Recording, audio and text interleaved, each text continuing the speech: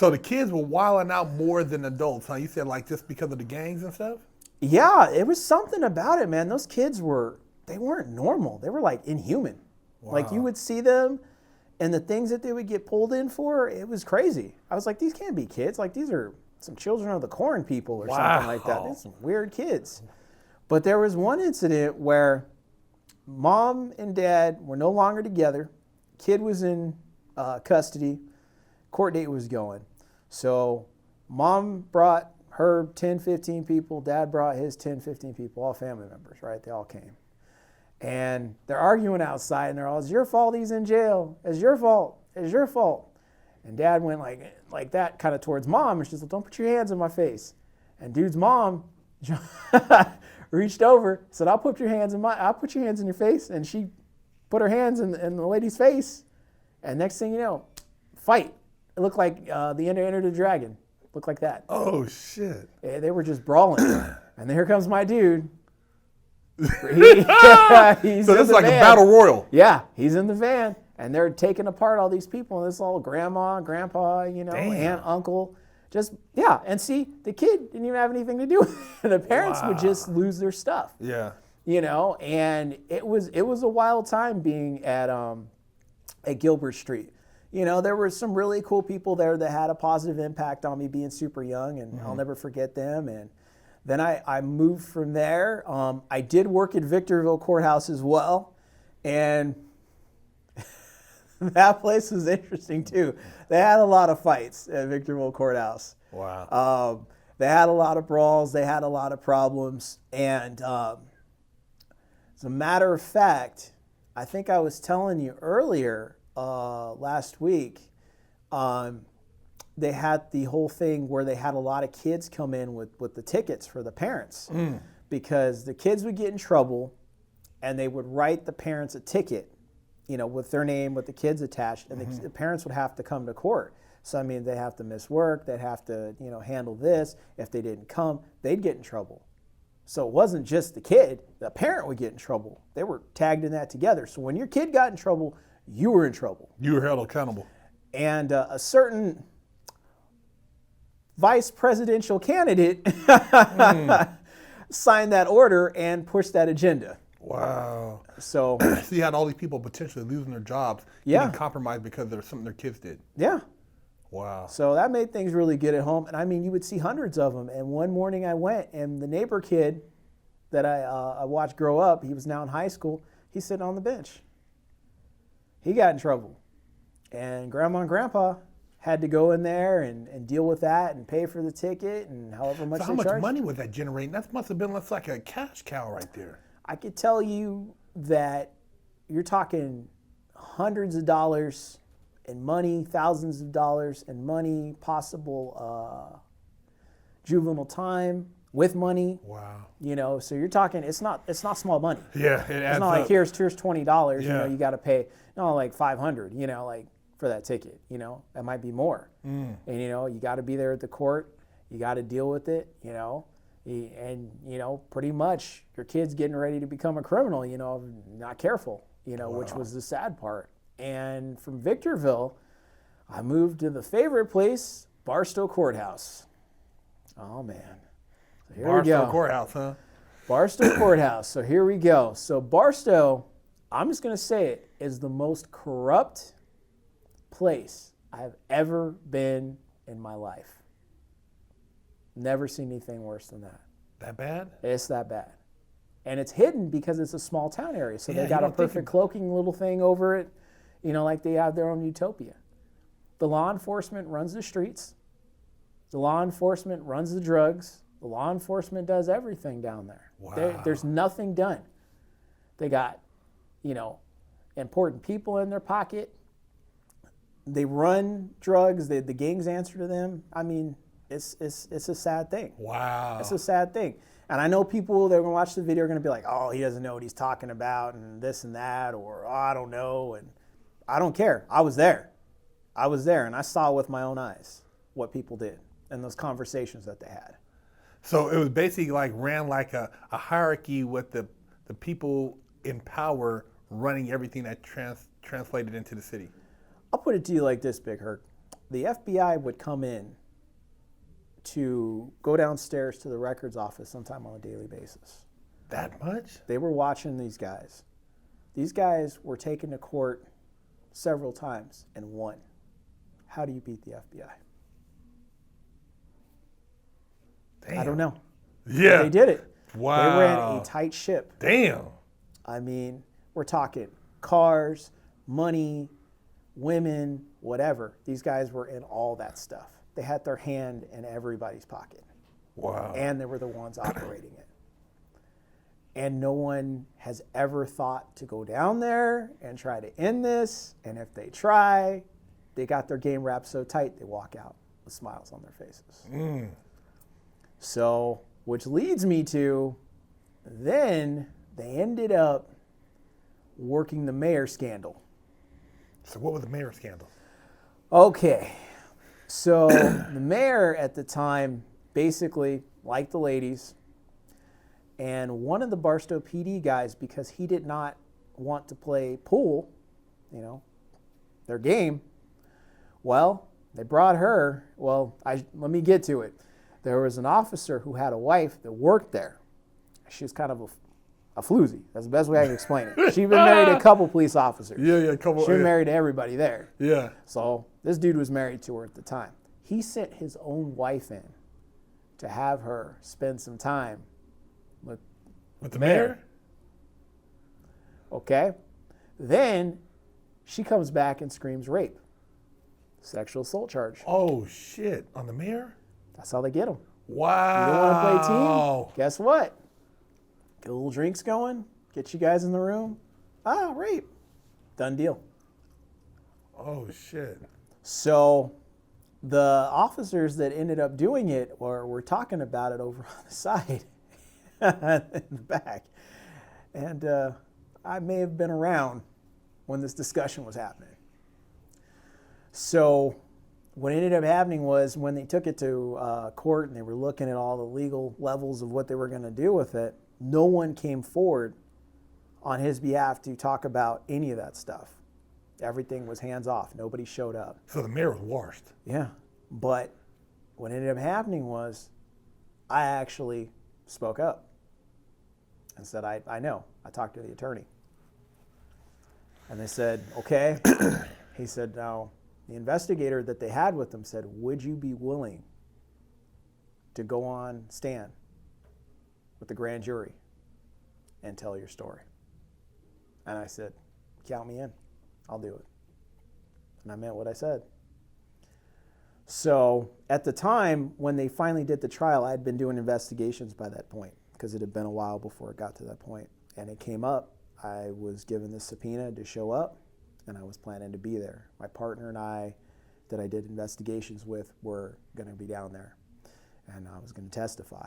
Now my partner, who's a very heavy dude, he looked at me and he said, look, man, we'll go down there, but we got to have some stuff ready in the car, because when these guys find out what you're about ready to say, they're going to be around. And if you think they're going to let you make it out of that courthouse or make it back to the car, I don't think that's going to happen. And I said, you're probably right. So I had to, we had some guns in the car just in case. And we got everything ready. I said, we got everything ready? Okay, good. So I'm going to drive him down, meet him, and we'll go in together. He's got everything ready in the car. Well, I get a call 7 o'clock in the morning. The attorney says, mayor took a deal. You don't have to come. Oh, shit. That's what ended up happening. Wow. That's the mayor scandal. So So the mayor thought he wasn't going to play by the rules, and one way or the other he's going to play. That's right. I believe he got probation or something like that, out of the deal, because he just said, because he was going, I'm not guilty. And then at the last minute when I got the call, he said, I'll take a deal. So they worked whatever deal they worked with him at that point. And it was... Now, did you have to get the hell out of there after that? I didn't have to go. Oh, because they never called me. Yeah, they called me before I was leaving. Wow. And not to really flash it off, but this is the actual subpoena. Wow. That's what it looks like. So if you guys doubt it wasn't real, it was very real. Damn. And that's what ended up happening with that. So when I was working at Barstow, I actually lost the job. I got terminated because what ended up happening was the company that we worked for was doing shady business. They were pretty much having people work for them, and they were cutting their pay. And what I mean is they would have the people work, and then they didn't pay them. So some paperwork came through for some falsified documents that they wanted us to sign. My supervisor and myself refused to sign it because we're a man of honor. We don't do that, right? And because we didn't do it, then all of a sudden, the attitudes changed.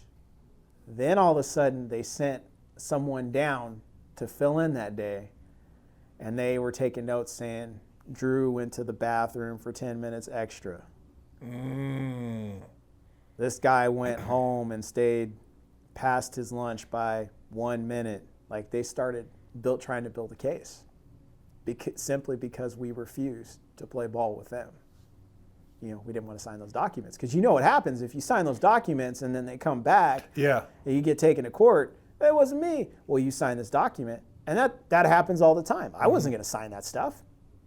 So the head of the company came down, who was honest, because then all of a sudden she was like, I need to see your reports. She sent a guy down to hassle us all the time.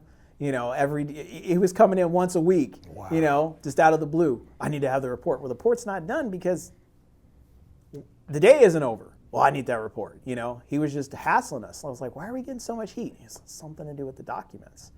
And what ended up happening was my supervisor, he kind of cussed out the head of the company.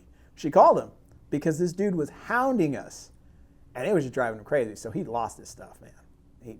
And I was trying to keep him calm. I was like, no. And he was like, no. And he just told her. So after that, a week later, she came down right before the courthouse shut down in Barstow. And she had some papers in her hand. And what she did was she went downstairs and she saw my head supervisor. And I was the second guy. Then she saw me.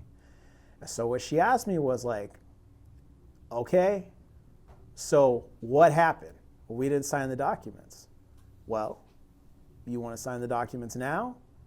Do you want to do it this way now? Yeah. You know? And I'm looking at her going, no. So were you late that one day? No. Are you sure? Yeah. Well, if you don't want to play by the rules that we have right here, then here's the termination papers. Already filled out. Wow. Here's your last check. Already filled out. And I already gave Terry his, which means Terry did the same thing I did. Although he didn't go for it either. No, he didn't go for it either. So I signed the termination papers and I said, what you guys are doing is bogus. And that's when it ended there. So I had been there about 5 years by that time, working for the courts, and it ended. And I think it was time for it to end. You know, sometimes things happen for reasons. Yeah, it ran its course, man. So it was cool. And prior to that, that's when I met my investigative partner. He came in and was working for County Conflict Panel. And he looked at me and he said, you're the guy I want to train. You're the guy I want to show everything. And I went, I'm 20-something years old. Like, you can't find anybody else. Like, you know, I mean, it was cool. I take it, but it's just like, why me? Out of all these people in this house, you know, why do you want to talk to me? And he's like, you're the guy that I could train. And I said, oh. So we hung out. We got to know each other. He was great. So when this happened, I called him and I said, look, I think my next move is I'm going to join up with you. And he said, great. Start tomorrow. Damn, so the next morning, we went in. By the way, that company that did that, they were denying people unemployment because at the time, this was like 2010. Mm-hmm. So it's when that, what was it, the crash happened? Mm-hmm, mm-hmm. It was right there. So people, you know, they weren't getting jobs. So people were having to do unemployment and figure out a game plan. Well, they were trying to deny people unemployment, and that went to court. And the judge told them, they said, you can't do this. This is highly illegal what you guys are doing. So they were doing illegal stuff. They were doing all kind of scandalous stuff. Yeah, it was bad. So it was just like, that ended up happening. So I went into private investigations and started to learn the business of that. And that was interesting in itself because then you were handed cases to work on and you were dealing with these people even closer. Because before you were around them, you were kind of hanging out and getting to know them to that level, but then now you were in their business. Now, when you're doing private investigative work, Yeah. I know it goes both sides. Because a lot of times people are in jail, they'll hire you to try to figure out information to help vindicate them from whatever they're being accused of. And also sometimes you might be hired by the other side. So who would most likely be the ones hiring you guys to do the work to help whatever fill in the gaps in these cases? Cool question. We work for defense. Okay. So we did for defense. We really didn't do cases for prosecution. Okay. So we did all our stuff defense. Okay. So we went in there working cases for defense, and man, let me tell you, when you start doing investigations, it gets real and dark. You start looking, Rabbit hole. Yeah, because then you're looking at police officers' records, if they get into stuff. See, people don't understand that. They think, oh, this is like Columbo, this is like the Rockford Files. What is it, Magnum P.I. or Spencer for Hire? Yes. Old school, or Man Called Hawk, you know what I mean? Or Jake and the Fat Man. Jake and the Fat Man, trying to figure out, because you're sitting in jail, help me, I didn't do it, and you got to try to figure out who did it. Yeah, that's right. Yeah. And so people don't understand how that exactly works, because you are looking at all sorts of people, not just, you got your police officers, you got your child molesters, you got your robbery people, you got your just because I happen to be drunk and something happened people, you got your, oh, my son's been missing for a year, my son's been missing for 2 weeks, stuff like that. My daughter's been missing, I think she got into stripping, can you find her? Because then you're doing child, I don't want to say child, but human trafficking? Yes. Missing people reports too. Somebody's been missing for X amount of time. Yeah. You're dealing with a lot of that stuff. So all this stuff is landing on your desk. So you have people calling you all the time, bringing it, and you have lawyers, reaching out to you. My biggest case, which I will gladly share with you guys, was a triple homicide case. Damn. We did. And we won. Wow. Okay. So you guys found some information on a triple homicide? What happened was, the story goes like this. So the guy, it was a neighbor fight that had been going on for years, okay?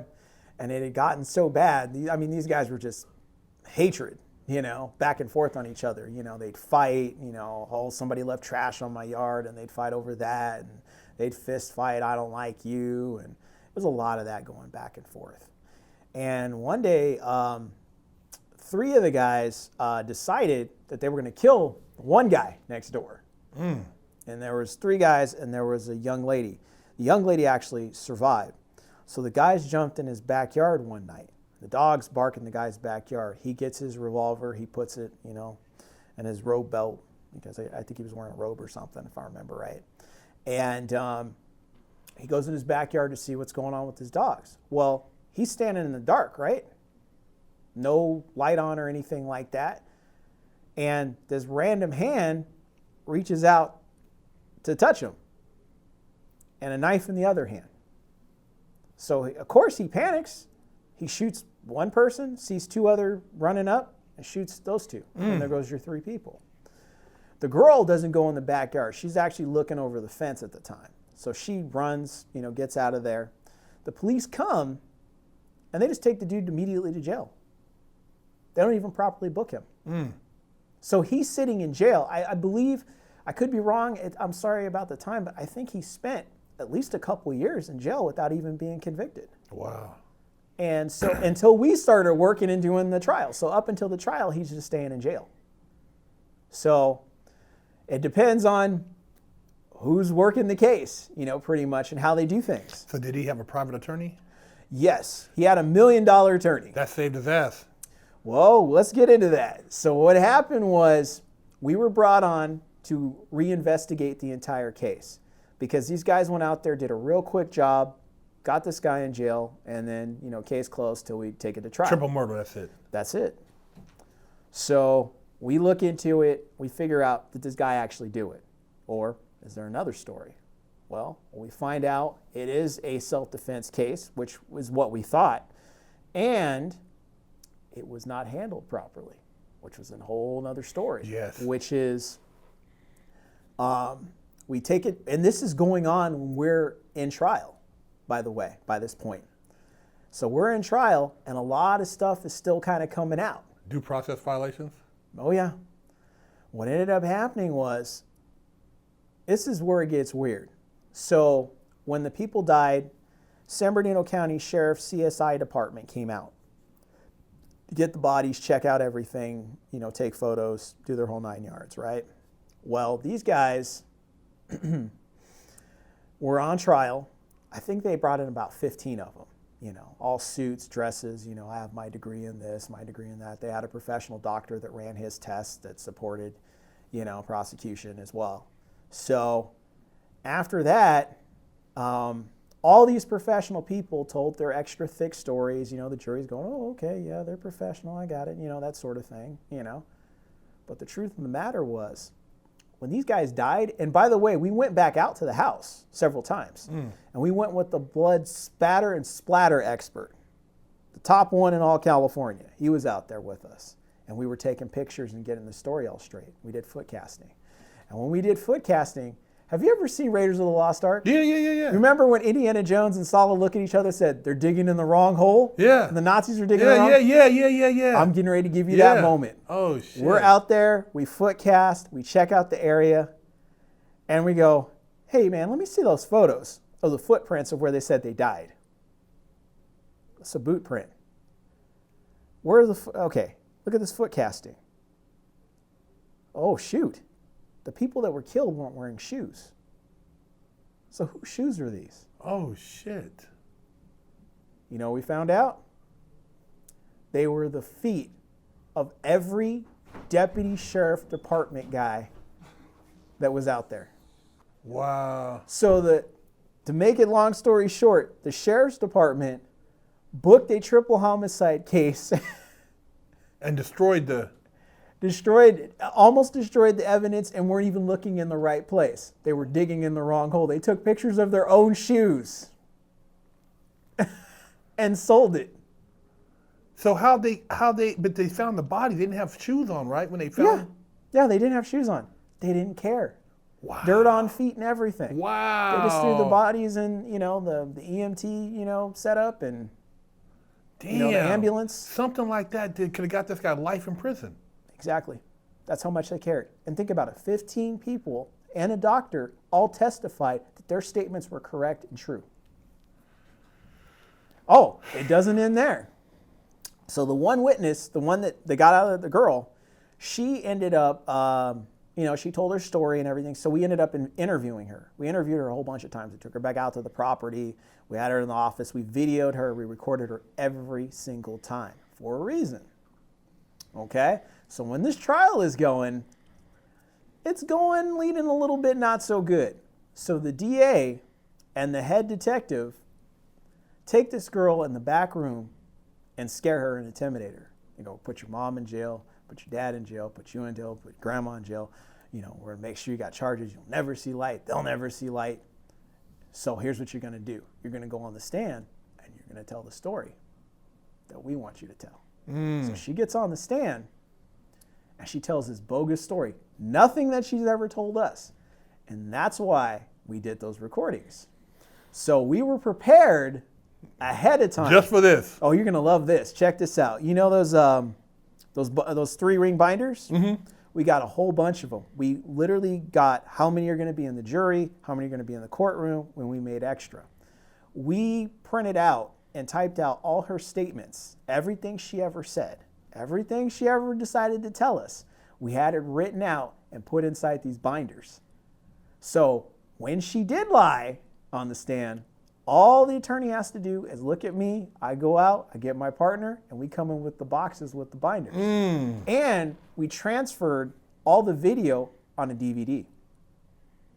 So we come in after she lied, bring those things in, and start handing them off to all the jury members. They start handing them off. And all they have to do is watch the screen of her standing there telling us this story, and they can just flip through the book. Right there for them. That's right. The judge got one too. He can just flip through it. That's right. And then you know what she does? She goes, I know I lied on the stand, But I couldn't help it. They took me in the back room. They said they would put my dad in jail. And that guy right there, he's the one that did it. And they did it. And she tells the whole story. Just slips out of her. She yells it out. Wow. And so the jury goes, not guilty. Now, the family of the people that were killed did not want us to do this case. We had them come down to the office, try to break into our office, try to fight us. Damn. Try to do everything to us. Yeah, we had to deal with that 24/7 from those guys while we were doing this. The lady, I think she was the wife of one of the people, she came up to me after it was all done, not guilty, case done. She came over to me and she yelled, "God's going to strike you dead," and pointed directly in my chest. Yeah. Oh, so we had to deal, that's the other side. You have to deal with that. There are times when stuff gets hot. The story's not exactly over.